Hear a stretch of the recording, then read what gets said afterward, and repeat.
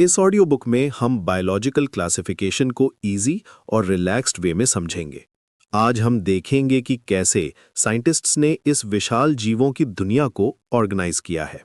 सबसे पहले ये समझते हैं कि क्लासिफिकेशन की जरूरत क्यों पड़ी। आप सोचिए, हमारे आसपास कितने अलग-अलग जीव हैं। पेड़ पौधे, जानवर, बैक्टीरिया, फंगाई। अगर इन सब को सिस्टमैटिकली अरेंज ना किया जाए तो बहुत कंफ्यूजन होगी। सिंपल शब्दों में कहें तो क्लासिफिकेशन एक तरह का फाइलिंग सिस्टम है जीवों के लिए। शुरुआत में अरिस्टोटल ने जीवों को सिर्फ प्लांट्स और एनिमल्स में बांटा था। फिर लिनियस ने टू किंगडम सिस्टम दिया। लेकिन जैसे जैसे साइंस डेवलप हुई, साइंटिस्ट्स को लगा कि ये सिस्टम काफी नहीं है। इसका मतलब ये हुआ कि हमें एक बेटर क्लासिफिकेशन सिस्टम की जरूरत थी। सन 1969 में आर.एच. विटेकर ने 5 किंगडम क्लासिफिकेशन सिस्टम दिया। ये सिस्टम आज भी वाइडली यूज होता है।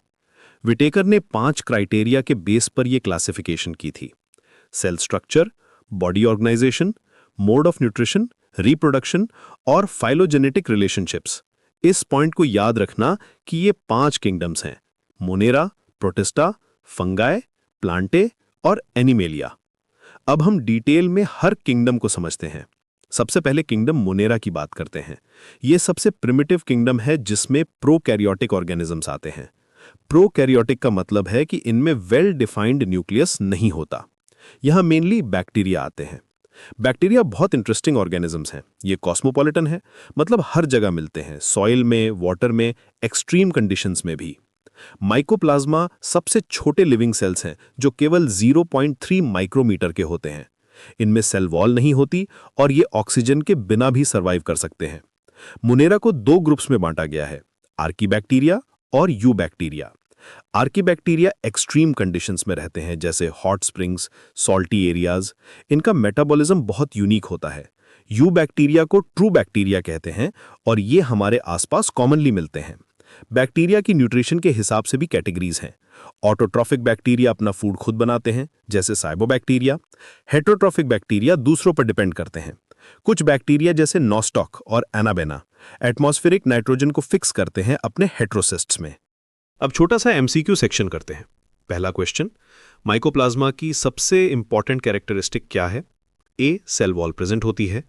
बी, स्मॉलेस्ट लिविंग सेल्स हैं। सी, ओनली एरोबिक रेस्पिरेशन करते हैं। डी, फोटोसिंथेसिस करते हैं।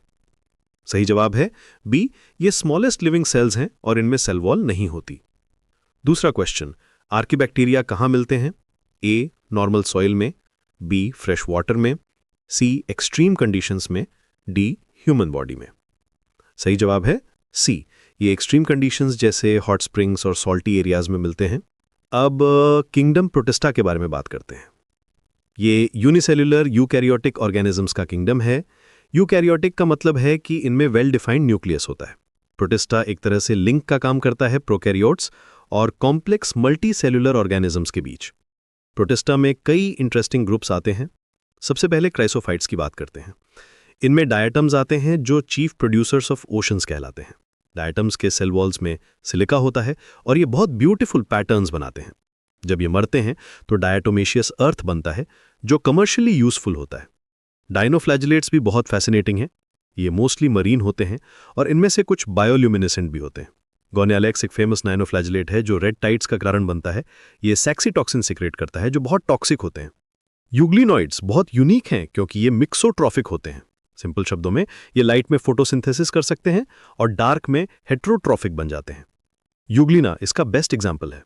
स्लाइम मोल्ड्स बहुत इंटरेस्टिंग लाइफ साइकिल वाले ऑर्गेनिजम्स हैं। ये सैप्रोफाइटिक होते हैं, मतलब डेड ऑर्गेनिक मैटर पे फीड करते हैं। इनका प्लाज्मोडियम स्टेज बहुत यूनिक होता है।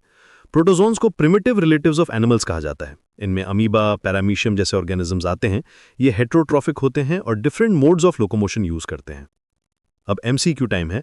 तीसरा क्वेश्चन, डायटम्स को क्या कहा जाता है? A, chief producers of oceans. B, red tide causers. C, nitrogen fixers. D, decomposers. सही जवाब है ए, ये चीफ प्रोड्यूसर्स ऑफ ओशंस हैं क्योंकि ये मरीन फोटोसिंथेसिस में मेजर रोल प्ले करते हैं। फोर्थ क्वेश्चन, यूग्लिनॉइड्स की स्पेशल कैरेक्टरिस्टिक क्या है? ए, ओनली ऑटोट्रॉफिक हैं। बी, ओनली हेट्रोट्रॉफिक हैं। सी, मिक्सोट्रॉफिक हैं। डी, पैरासिटिक हैं। सही जवाब है सी, ये मिक्सोट्रॉफिक हैं, मतलब कंडीशंस के अकॉर्डिंग अपना न्यूट्रिशन मोड चेंज कर सकते हैं। अब किंगडम फंगी के बारे में डिटेल में समझते हैं। फंगी बहुत इंपॉर्टेंट ग्रुप है जो मोस्टली मल्टीसेलुलर और फिलामेंटस होते हैं।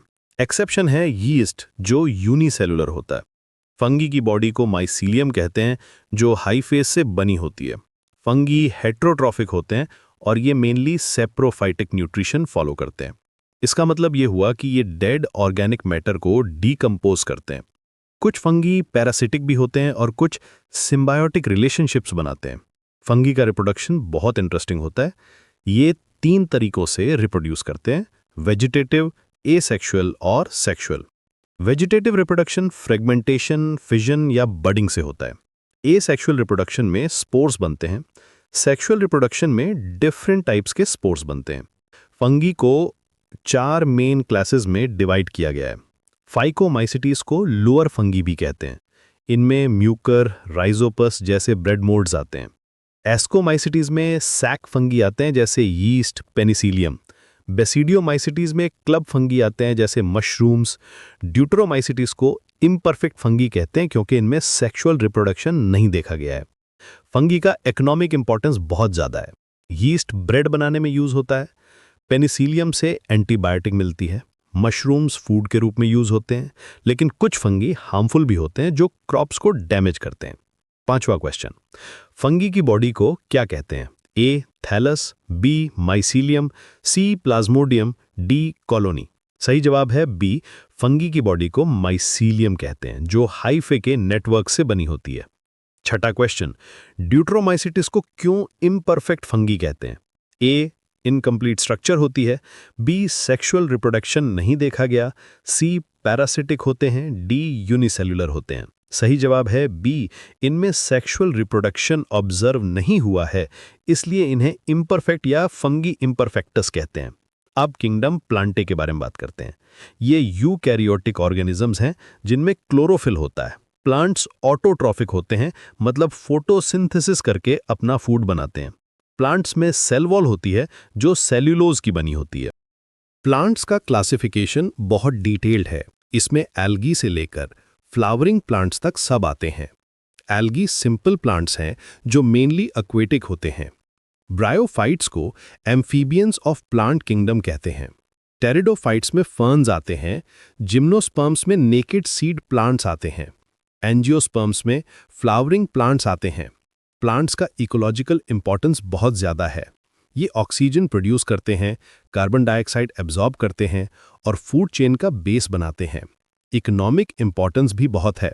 फूड, मेडिसिन, टिम्बर, फाइबर सब प्लांट से मिलता है। किंगडम एनिमेलिया में हेट्रोट्रॉफिक ऑर्गेनिजम्स आते हैं। एनिमल्स का ग्रोथ डेफिनेट पैटर्न फॉलो करता है। इनमें नर्वस सिस्टम डेवलप होता है जो रिस्पॉन्स और कोऑर्डिनेशन के लिए ज़रूरी है। एनिमल्स मोबाइल होते हैं और एक्टिव फीडिंग करते हैं। एनिमल्स का क्लासिफिकेशन भी बहुत कॉम्प्लेक्स है। पोरीफेरा से लेकर कॉर्डेटा तक डिफरेंट फाइला हैं। हर फाइलम की अपनी यूनिक कैरेक्टरिस्टिक्स होती हैं। एनिमल्स का इकोलॉजिकल रोल भी बहुत इंपॉर्टेंट है इकोसिस्टम में। 7वां क्वेश्चन, प्लांट्स की सेल वॉल किससे बनी होती है? ए चाइटिन, बी सेल्यूलोज, सी पेप्टिडोग्लाइकन, डी सिलिका। सही जवाब है बी, प्लांट्स की सेल वॉल सेल्यूलोज से बनी होती है। 8वां क्वेश्चन, ब्रायोफाइट्स को क्या कहा जाता है? A amphibians of plant kingdom, B first land plants, C vascular plants, D seed plants. सही जवाब है ए, ब्रायोफाइट्स को एम्फीबियंस ऑफ प्लांट किंगडम कहते हैं क्योंकि ये लैंड पर रहते हैं लेकिन रिप्रोडक्शन के लिए वाटर चाहिए। अब हम उन ऑर्गेनिजम्स के बारे में बात करते हैं जो विटैकर के 5 किंगडम सिस्टम में फिट नहीं होते। ये हैं वायरसेस, विरोइड्स, प्रायॉन्स और लाइकेंस। ये सब बहुत यूनिक कैरेक्टरिस्टिक्स रखते हैं। वायरसेस बहुत इंटरेस्टिंग एंटिटीज हैं। सन 1892 में इवानोव्स्की ने वायरसेस को डिस्कवर किया जब वो टोबैको मोज़ेक डिजीज स्टडी कर रहे थे। बेजरिंक ने सन 1898 में इन्हें वायरस नाम दिया और कॉन्टैजियम विवम फ्लूइडम कहा। वायरसेस ऑब्लिगेट पैरासाइट्स हैं। इसका मतलब ये हुआ कि ये सिर्फ लिविंग सेल्स के अंदर ही रिप्रोड्यूस कर सकते हैं। वायरसेस में जेनेटिक मटेरियल होता है, या तो डीएनए या आरएनए जो प्रोटीन कोट से घिरा होता है। इस प्रोटीन कोट को कैप्सिड कहते हैं। स्टैनले ने सन 1935 में वायरसेस को क्रिस्टलाइज किया और बताया कि ये लार्जली प्रोटीन्स हैं। वायरसेस का साइज बहुत छोटा होता है, बैक्टीरिया से भी छोटा। ये इलेक्ट्रॉन माइक्रोस्कोप से ही देखे जा सकते हैं। वायरसेस कई डिजीजेस कॉज करते हैं, जैसे AIDS, mumps, small pox, herpes, influenza. कुछ वायरसेस प्लांट्स को भी अफेक्ट करते हैं, जैसे tobacco mosaic virus. Animal viruses भी होते हैं जो डिफरेंट एनिमल्स को अफेक्ट करते हैं। वायरॉइड्स वायरसेस से भी छोटे होते हैं। टी.ओ. डिनर ने सन 1971 में इन्हें डिस्कवर किया। वायरॉइड्स में सिर्फ आरएनए होता है, प्रोटीन कोट नहीं होती। ये मेनली प्लांट्स को इन्फेक्ट करते हैं। प्रियॉन्स सबसे यूनिक हैं। ये एबनॉर्मली फोल्डेड प्रोटीन्स हैं जो इन्फेक्शियस होते हैं। प्रियॉन्स बोवाइन स्पंजिफॉर्म एन्सेफेलोपैथी यानी मैड काउ डिजीज कॉज करते हैं। ह्यूमंस में ये क्रूट्सफेल्ड जैकब डिजीज कॉज करते हैं। नोवा क्वेश्चन, वायरसेस को सबसे पहले किसने डिस्कवर किया? A. Beijerinck, B. Stanley, C. Ivanovsky, D. Diener. सही जवाब है सी। इवानोवस्की ने सन 1892 में टोबैको मोज़ैक डिजीज के स्टडी के दौरान वायरसेस डिस्कवर किए। 10वां क्वेश्चन, प्रियॉन्स क्या हैं? A. Small viruses, B. Abnormally folded proteins, C. Bacterial toxins, D. Plant pathogens. सही जवाब है B. Prions abnormally folded proteins हैं जो इन्फेक्शियस डिजीजेस कॉज करते हैं। लाइकेंस बहुत फैसिनेटिंग ऑर्गेनिजम्स हैं। ये एक्चुअली दो ऑर्गेनिजम्स का सिम्बायोटिक एसोसिएशन है, एल्गे और फंगाई का। इस एसोसिएशन में एल्गे फोटोसिंथेसिस करके फूड प्रोवाइड करती है और फंगाई प्रोटेक्शन और मिनरल्स प्रोवाइड करता है। ये म्यूचुअल बेनिफिट का परफेक्ट एग्जाम्पल है। लाइकेंस बहुत स्लो ग्रोइंग होते हैं लेकिन बहुत हार्डी होते हैं। ये एक्सट्रीम कंडीशंस में भी सर्वाइव कर सकते हैं। लाइकेंस को वेरी गुड पोल्यूशन इंडिकेटर्स माना जाता है क्योंकि ये पोल्यूटेड एयर में नहीं ग्रो कर सकते। लाइकेंस के 3 मेन टाइप्स होते हैं, क्रिस्टोज, फुल्यूज और फ्रिटिकल्स। ये क्लासिफिकेशन उनकी ग्रोथ फॉर्म के बेस पर की गई है।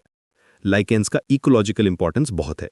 ये सॉइल फॉर्मेशन में हेल्प करते हैं और कई एनिमल्स के लिए फूड सोर्स भी हैं। अब हम बैक्टीरिया के कुछ और इंपॉर्टेंट एस्पेक्ट्स देखते हैं।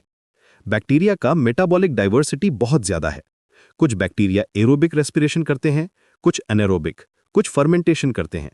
साइनोबैक्टीरिया फोटोसिंथेसिस करते हैं और एटमॉस्फेरिक नाइट्रोजन भी फिक्स करते हैं। बैक्टीरिया का रिप्रोडक्शन मेनली बाइनरी फिशन से होता है। ये बहुत फास्ट रिप्रोड्यूस करते हैं। फेवरेबल कंडीशंस में हर 20 मिनट्स में डिवाइड हो सकते हैं। बैक्टीरिया में जेनेटिक रिकॉम्बिनेशन भी होता है, कॉन्जुगेशन, ट्रांसफॉर्मेशन और ट्रांसडक्शन के थ्रू। बैक्टीरिया का इकोनॉमिक इंपॉर्टेंस दोनों तरफ है, बेनिफिशियल और हार्मफुल। बेनिफिशियल बैक्टीरिया योगर्ट, चीज़ बनाने में यूज़ होते हैं। एंटीबायोटिक प्रोडक्शन में भी बैक्टीरिया यूज़ होते हैं। नाइट्रोजन फिक्सेशन, डीकम्पोजिशन जैसे इकोलॉजिकल प्रोसेसेस में भी बैक्टीरिया इंपॉर्टेंट रोल प्ले करते हैं। हार्मफुल बैक्टीरिया कई डिजीज कॉज करते हैं, जैसे cholera, typhoid, tetanus, citrus canker. Food poisoning भी बैक्टीरिया से होती है। लेकिन एंटीबायोटिक्स के यूज से बैक्टीरियल डिजीजेस को कंट्रोल किया जा सकता है। 11वां क्वेश्चन, लाइकेन्स क्या है?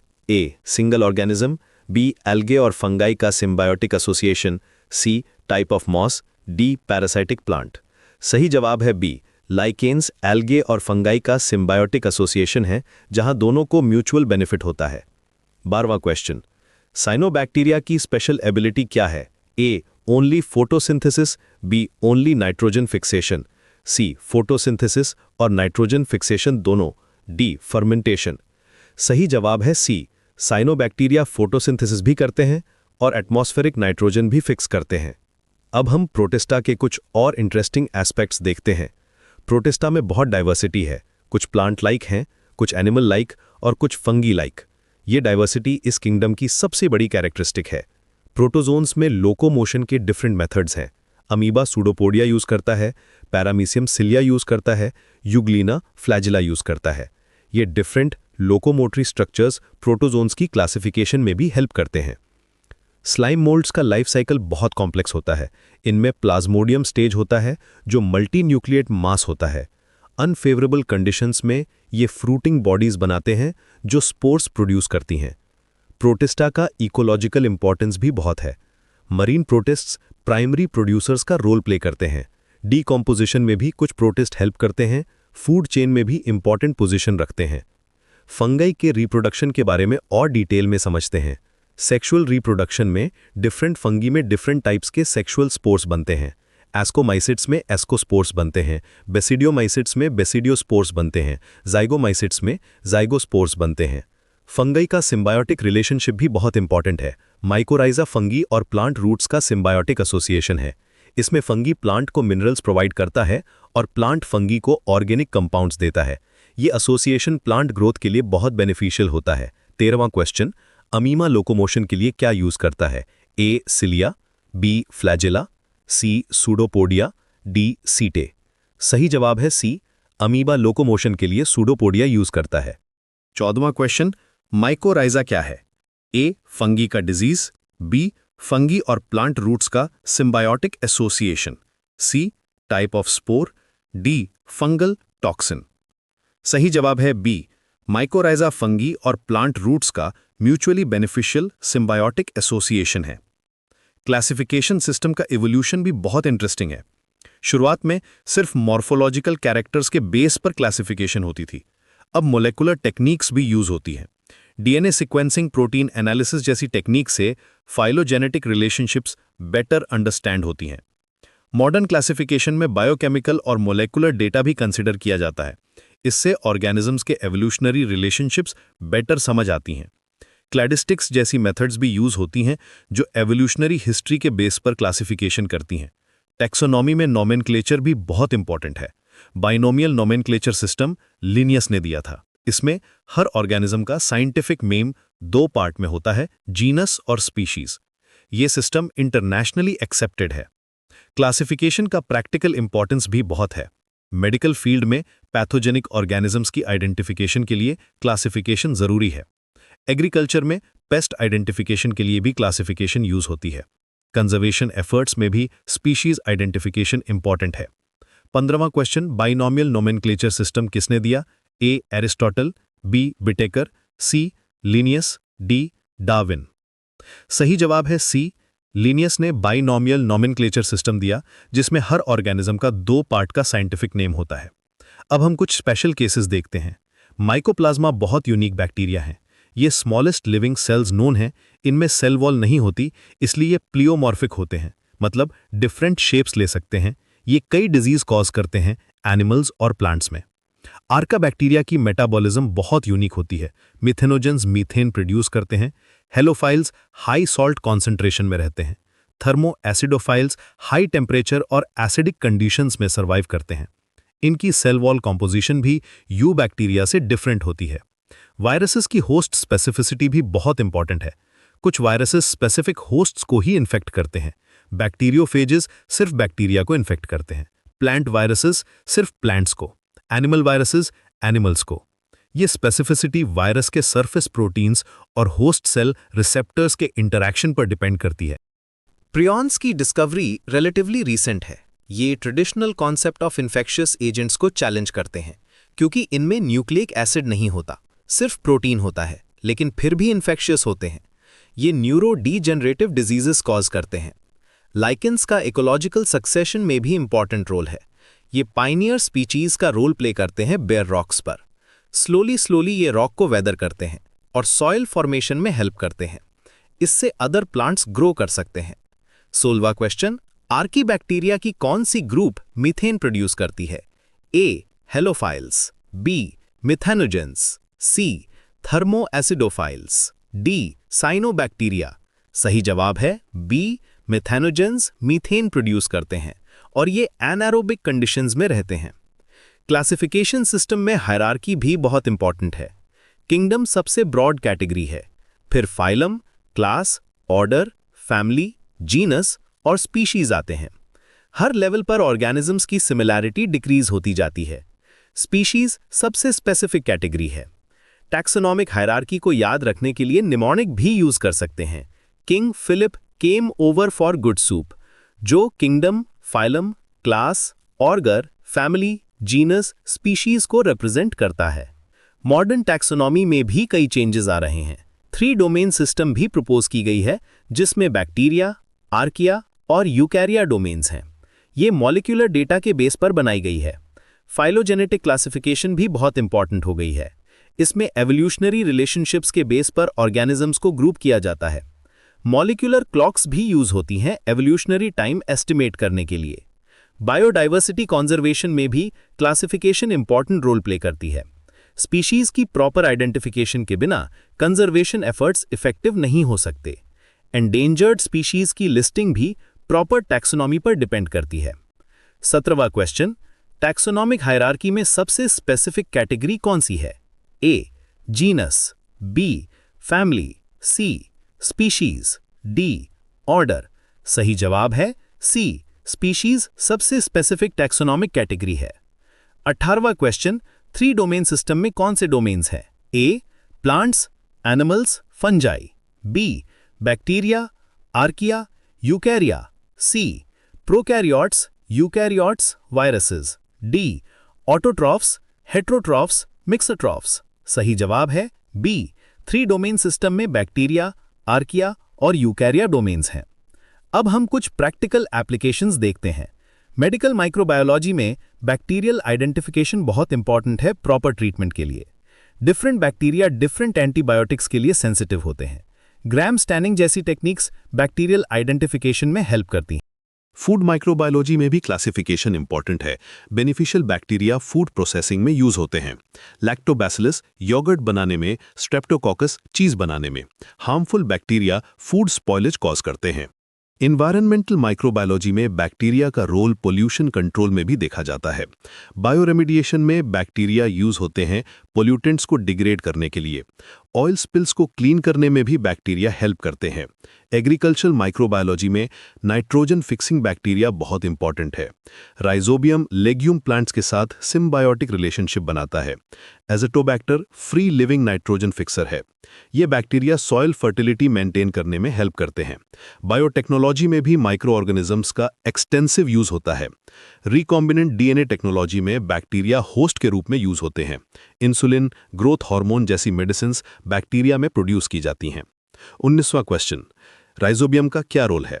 ए डिजीज कॉज करना, B nitrogen fixation, C food spoilage, D antibiotic production. सही जवाब है बी, राइजोबियम लेग्यूम प्लांट्स के साथ सिम्बायोटिक रिलेशनशिप बनाकर नाइट्रोजन फिक्सेशन करता है। 20वां क्वेश्चन, बायोरेमिडिएशन में क्या यूज होता है? A chemicals, B physical methods, C micro organisms, D heat treatment. सही जवाब है सी, बायोरेमिडिएशन में माइक्रो ऑर्गेनिजम्स यूज होते हैं पोल्यूटेंट्स को नेचुरली डिग्रेड करने के लिए। क्लासिफिकेशन की फ्यूचर भी बहुत एक्साइटिंग है। मेटाजिनोमिक्स जैसी टेक्निक्स से अनकल्चरेबल ऑर्गेनिजम्स भी स्टडी हो रहे हैं। एनवायरमेंटल डीएनए सीक्वेंसिंग से बायोडाइवर्सिटी असेसमेंट हो रही है। आर्टिफिशियल इंटेलिजेंस भी टैक्सोनॉमिक आइडेंटिफिकेशन में हेल्प कर रही है।